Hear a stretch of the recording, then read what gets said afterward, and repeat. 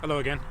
So I've been getting some questions about my Vargo Bot 700 and my BSR stove, and why I decided to get rid of both of them and change to the Toaks 650 and the MSR Pocket Rocket 2. People have been asking me if there was anything wrong with the BSR, considering it is an incredibly inexpensive option. A lot of people are worried about buying it, and people have been asking me if there's anything wrong with the Vargo Bot 700. And for both of them, no, there's nothing wrong with either one, and I'm sure they'll work for many, many people. But there are a couple reasons why I decided to change, and that's why I thought I'd bring you guys out here today. Just give you a little bit of rundown of what those things are. So unfortunately for both pieces of gear, I've sold the Vargo Bot 700, so I don't have it here with me today, and I have donated my BSR stove to another thru hiker in need. So I'm just going to be showing you my new gear today and give you kind of a rundown of why I decided to go that route. First up's the Vargo Bot 700. There's absolutely nothing wrong with the Vargo Bot.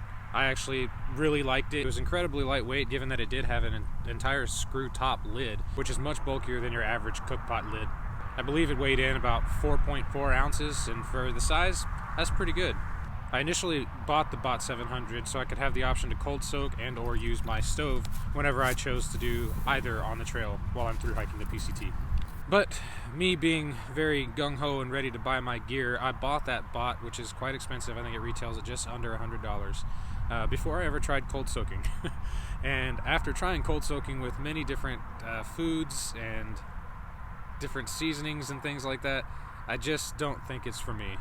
So that being the case, I really don't need the screw top lid. There really was nothing wrong with the Vargo Bot other than the fact that it is quite pricey, but it just wasn't going to be the right fit for me, I don't think. So I went ahead and sold it to somebody who I hope will get better use out of it than me.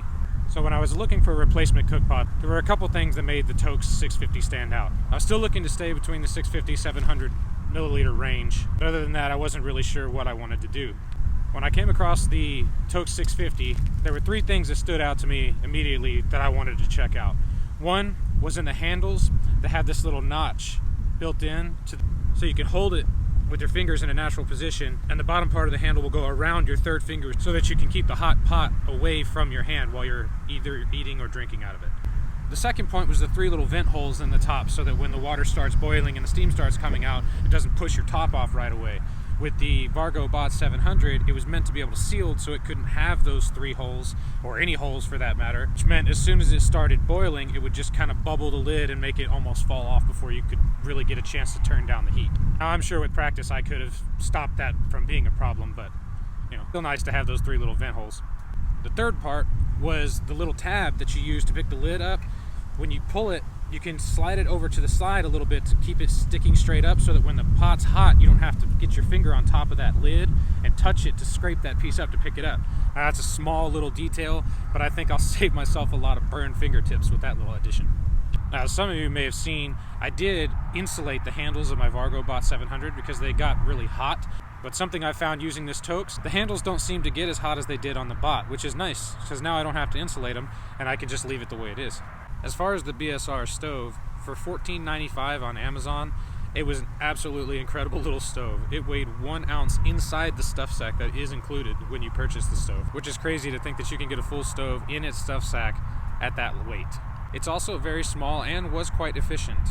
It would boil 2 cups of water in just over 2.5 minutes, I think, something like that. Don't quote me on that because I don't really remember perfect specs. However, that was in absolute perfect conditions and in about 80-degree weather. So it was already a fairly good temperature outside. The stagnant temperature of the water was already fairly high, and the stove didn't have to work very hard. I did find out that once I got it outside into some adverse conditions, a little bit colder weather, actually quite a bit colder weather, it was about 33 degrees and breezy, it just couldn't hold up to those conditions. The main problem I had was wind. It does have little wind flaps on it, but those little wind flaps didn't seem to be doing much for keeping the flame going. I didn't actually have a problem with the flame being extinguished, but I did have a problem with the heat concentrating on the bottom of the pot. The wind would blow the flame around so much I just couldn't get the water to warm up. I did eventually get it to a boil, but it took about 6 minutes and quite a bit of fuel to do that. Now, I can't speak for a lot of other stoves because I really don't know how that works in adverse conditions as well. But in doing some research, the Pocket Rocket and the Pocket Rocket 2 are incredibly common and very popular in the backpacking world as far as stoves go. So I went ahead and looked at those, and upon doing some further research, I did notice that the Pocket Rocket 2 has these nice little wind guards on them. And in watching their demonstration video, I was pretty impressed. It seemed like if the wind were to come from one of three directions, it might extinguish that area of flame, but the other two areas tend to keep burning. And from my limited experience with the stove so far, I've had the same results. Now, given the weight savings and the financial savings of going with the Toaks 650, I believe the Toaks is 2.2 ounces and cost me $43.95 when I purchased it 2 weeks ago. Where the Vargo Bot, when I purchased it 6 months ago, was just under $100 and weighed 4.4 ounces. Considering these two facts and the fact that I just really don't like cold soaking, I figured this was just a better way for me to go. As far as the BSR stove and the MSR Pocket Rocket 2, I'm actually gaining 2 ounces of weight, and it cost about $49.95, somewhere around there, when I purchased it from REI a month ago. Between the increase in weight of my stove and cost, and the decrease in weight and cost of my cook pot, I'm about the same cost and the same weight using either of those setups. So all in all, it came down to what was best suited for me and what I thought I would use on trail. Again, all of this is subject to change once I get out there. Now, with all the positives of changing these two pieces of gear, there's one particular downside that I don't really care much for, but at the same time, it's really not that big a deal. The Vargo Bot 700 was big enough to fit my gas stand, my gas can, my stove, lighter, and my towel to clean my cookware. The only part of the cook system it didn't fit was my spoon.